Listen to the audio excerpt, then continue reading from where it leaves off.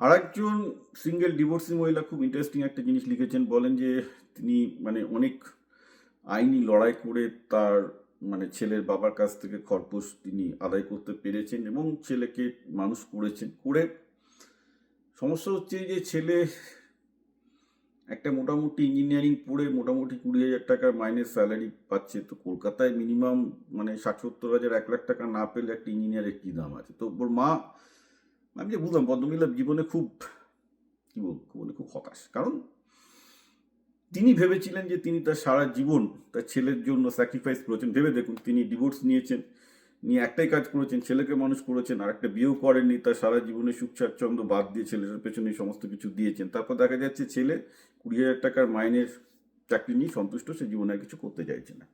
তো মা চিন্তিত, কারণ সত্যি তো যে কলকাতার বাজারে মিনিমাম 70 থেকে 1 লাখ টাকার চাকরি না পেলে কী হয়, কিছুই হয় না। সো দোষটা কিন্তু মহিলার দোষ এখানটাতেই যে তিনি ছেলেটাকে যেহেতু ভেবেছিলেন যে তার বাবার সাথে তার ডিভোর্স হয়ে গেছে, একটু আমি পেটি শিওর তিনি একটু অপরাধবোধে ভুগতেন এবং অপরাধবোধে ভোগার জন্য ছেলেটা যখন যা চেয়েছে দিয়েছেন। এটা হয় যেসব মেয়েরা একটু সিঙ্গেল মম হয়ে যায়, তারা তখন কি করে যে নিজের একটু অপরাধবোধে ভোগে, যে ভাবে যে বোধ হয় যে ছেলে আমাকে দোষ দেবে যে বাবার সাথে কেন হলো, কেন তোকে আমি বাবা দিতে পারিনি, এরকম অনেকগুলো মেন্টাল কমপ্লেক্স তৈরি হয়। তখন মায়েরা কি করে, ছেলেদেরকে আরও বেশি লাই দিতে শুরু করে।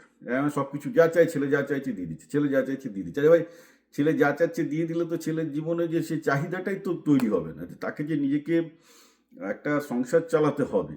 হ্যাঁ, সেই চাহিদাটা, সংসার চালানোর যে চাপ, সেই চাপটা যদি একটা পুরুষের মধ্যে না আসে, একটা পুরুষ মানুষ হয় না। যে পুরুষ মানুষের মধ্যে সংসার চালানোর চাপ আসেনি অর্থনৈতিকভাবে, সে কখনো জীবনে পুরুষ মানুষ হবে না।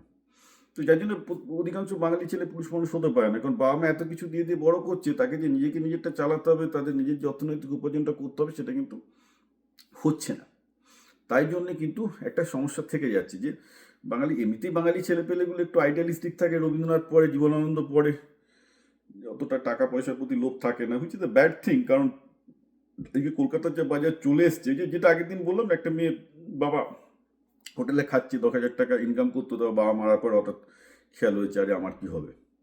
এখানে আপনিও চলে গেলে একই অবস্থা, ছেলে ভাববে আরে 20,000 টাকায় কী হবে, মায়ের কাছ থেকে যে ইনকামটা আসছিল সেটা আর আসবে না। তো আপনার ছেলেকে ধরে ধরে বোঝাতে হবে, বাইরে পাঠাতে হবে, আপনার ছেলের সাথে বিচ্ছেদ করতে হবে যে না তুই অন্য জায়গায় গিয়ে ইনকাম কর, ব্যাঙ্গালোরে পুনেতে পাঠিয়ে দিয়ে ইনকাম করা স্টার্ট করান। আদারওয়াইজ এর কোনো সলিউশন নেই, কাছে থাকলে কোনো মানুষ হবে না।